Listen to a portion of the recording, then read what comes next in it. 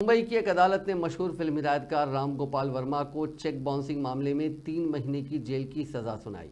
ये फैसला उनके नए प्रोजेक्ट सिंडिकेट के ऐलान से एक दिन कबल आया। गुज़िश्ता 7 बरसों से चल रहे इस मामले की समाअत के बाद अंधेरी मजिस्ट्रेट कोर्ट का यह फैसला सामने आया। हालांकि फैसला सुनाए जाने के वक्त राम गोपाल वर्मा अदालत में मौजूद नहीं थे।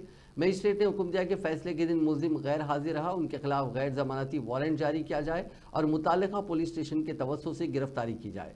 राम गोपाल वर्मा को जिस जुर्म के तहत सजा सुनाई गई वो नेगोशिएबल इंस्ट्रूमेंट एक्ट की दफ़ा 138 के तहत है।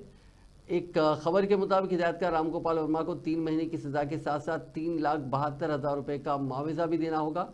मुआवजे की अदायगी नहीं करने की हालत में वर्मा को 3 महीने की मजीद जेल की सजा भुगतनी पड़ेगी।